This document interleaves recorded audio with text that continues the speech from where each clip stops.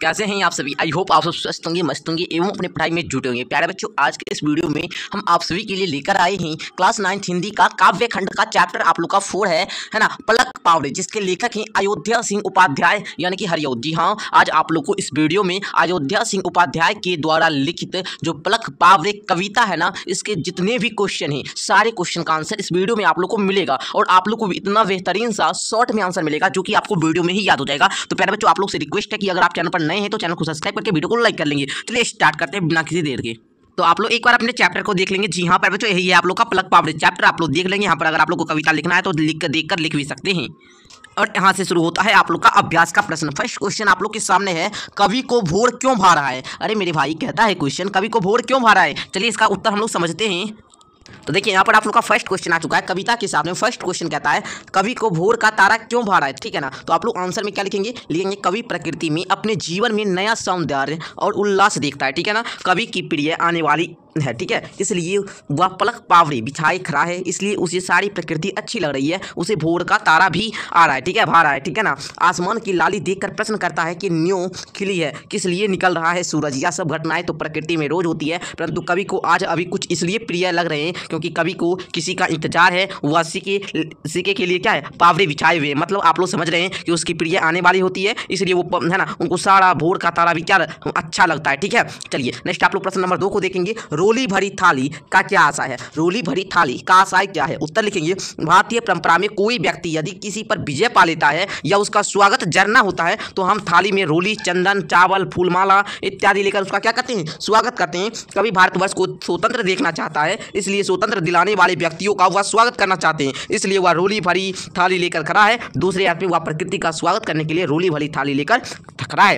आप अपना शॉर्ट में भी याद रख सकते हैं कि प्रकृति का स्वागत करने के लिए रोली भरी थाली लेकर खड़ा है, ठीक है ना। चलिए आगे प्रश्न नंबर 3 की ओर बढ़े। तो हाँ बड़े भाई बढ़ते हैं। प्रश्न नंबर 3 कहता है कवि को प्रकृति में हो रहे परिवर्तन किस रूप में अर्थपूर्ण जान पड़ते हैं। तो आप लोग मेरे भाई उत्तर में लिखोगे, प्रकृति में हो रहे परिवर्तन तो दिन दिन होते ही हैं, परंतु कवि को किसी का इंतजार है। आप लोग को हमने बताया अभी तुरंत, उसे उस तख्ते को उसकी आंखें थक सी गई है। कवि उन्हें ना पाकर बेचैन है, परंतु जैसे ही उनकी आने की खबर सुनता है तो वह खुशी से उछल पड़ता है। प्रकृति में हो रही सभी घटनाएं अपने लिए जान पड़ते हैं, मानो सभी उसकी खुशी में शामिल है, इसलिए उसे उस दिन का भोर, आसमान की लाली, निकलता हुआ सूरज, चहकती हुई चिड़िया, पत्तों पर पड़ती हुई ओस, बूंदे, तमाम चहल पहल है ना अर्थवत जान पड़ती है, क्योंकि उनको जो है किसी का इंतजार होता है, इसलिए प्रकृति में हो रहे सारे परिवर्तन उनको क्या लगता है, बहुत अच्छा लगता है, ठीक है, अर्थपूर्ण जान पड़ते हैं। आगे देखिए प्रश्न 4 है आप लोग का, हवा के कौन कौन से कार्य व्यापार कविता में बताए गए हैं। हवा के कौन कौन से ऐसे कार्य हैं ना, कार्य व्यापार है जो कविता में बताया गया है ना।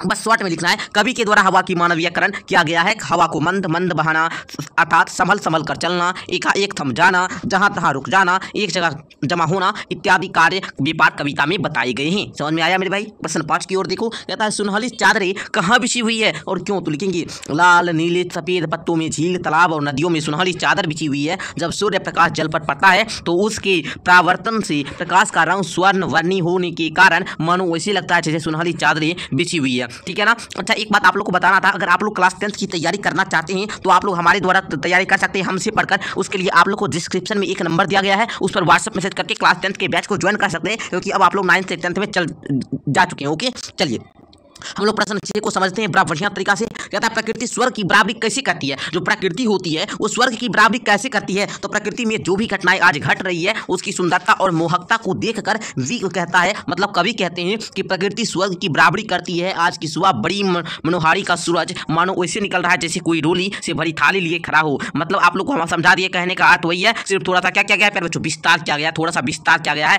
ठीक है ना। मतलब कवि को किसी का इंतजार होता है तो वो थोड़ा है ना, मतलब क्या कहते हैं आज की सुबह बड़ा क्या आनंद, मतलब सूरज आता है तो सूरज निकल रहा है, सूरज तो डेली निकलता है, बट उस दिन का सूरज को वो बहुत ही ज्यादा उनको भा रहा था, ठीक है ना।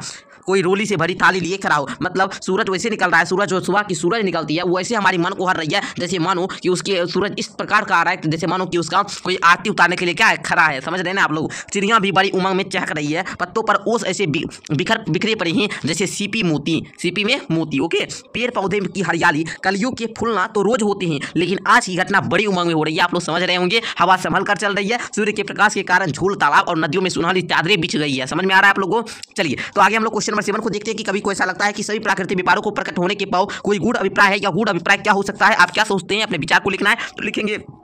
यह प्रश्न छात्रों के स्वतः संपूर्णता विचारों पर आधारित है, मतलब आप लोग अपने अनुभव के द्वारा भी इसको बता सकते हैं, ठीक है ना। तो इसको जांच करने के लिए एक उपक्रम के रूप में प्रश्न दिया है कि अतः किसी भी मंतव्य एक साधारणकरण नहीं किया जा सकता। छात्र अलग अलग ढंग से अपना क्या करेंगे, विचार रखेंगे। ये आप अपने है ना, इसका आप लोग जो मन हो आप लोग इसका आंसर लिखेंगे जैसा आपके मन में विचार आ रहा है, ठीक है ना। तो इसका आंसर आप सभी के लिए हम छोड़ रहे हैं। क्वेश्चन नंबर 8 को देखिए, कहता है यह कविता नव जागरण और स्वतंत्रता संग्राम के दौरान लिखी गई थी, नई चेतना और नया बिहान आने को था। इस कविता में उसकी क्यों ना कोई आहट है, अगर हो तो किस रूप से स्पष्ट करें, है ना। तो आप लोग उत्तर में लिखेंगे हाँ, इस कविता में नई चेतना, नई बिहान, नव जागरण और स्वतंत्रता संग्राम की आहट दिखाई पड़ती है। हमारा देश 200 वर्षों अंग्रेजों का गुलाम था, गुलामी की जंजीरों इस तरह से जकड़ी हुई थी कि छूटने का नाम नहीं ले रही थी, ठीक है ना। इस बीच नव जागरण के द्वारा नए नए विचारों की आने से जनता राष्ट्रीयता की भावना अपनाती है, उसे अपना सुनहरा भविष्य सामने दिखने लगता है, इसलिए कवि को सब कुछ मनभावन लगने लगता है। प्रकृति में होने वाली सारी घटनाएं तो रोज घटती है, परंतु नव जागरण के कारण मनोहरी लगने लगता है। कवि को लगता है कि अब स्वतंत्रता आने वाली है, इसलिए वह पलक पावड़े बिछाता है।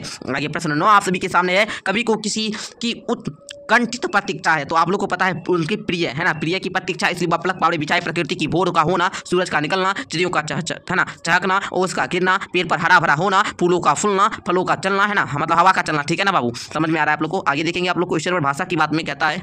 तो चलिए अब आप लोग का क्वेश्चन क्या है, भाषा की बात में कहता है अगर आ रहा है तो, अगर इस पंक्ति में हम यूं कर दे कि अगर आज आ रहे हो तुम, तो अर्थ की दृष्टि से क्या परिवर्तन हो जाता है, वह उचित है अथवा नहीं? तो यह परिवर्तन उचित नहीं है, क्योंकि मध्यम पुरुष एक वचन में तू का प्रयोग होता है। समझ में आया आप लोग को? चलिए आगे प्रश्न 2 है, कविता में प्रयुक्त शब्द युग्म एकत्र करें। मतलब युग्म मतलब आप लोग समझ रहे होंगे, जैसे ये जो लगा रहता है हाइफन, ठीक है, उनके स्वतंत्र वाक्य का प्रयोग करना है आप लोग को। जैसे एक, तो एक एक कर सभी आए, एक एक कर क्या है, सभी आए। चहल पहल, तो किस लिए है चहल पहल ऐसी? ओके, आगे देखो, कविता के अंतिम छंद में मैं की जगह हम सर्वनाम का प्रयोग क्यों है, तो लिखेंगे मैं एक वचन का द्योतक है, हम बहुवचन का द्योतक है। स्वतंत्रता की आकांक्षा सिर्फ कवि को नहीं बल्कि सभी जन को है, इसलिए कवि हम का प्रयोग करते हैं। अब आप लोग का विपरीतार्थक शब्द पूछ रहा है, आसमान का पाताल, रूप का अरूप, दाया का बाया, सुबह का शाम। ओके मेरे भाई, आगे देखो, निम्नलिखित शब्दों की पर्यायवाची लिखिए। तो आकाश, व्योम, गगन, अभ्र, अंबर, नभ, अनंत, चिड़िया, खग, अंडज, विहंग, शकुंत, द्विज। ओके, आगे देखेंगे निम्नलिखित शब्दों का वाक्य प्रयोग करना है। भोर, भोर का तारा, सूरज, किस लिए निकल रहा है सूरज। ओके,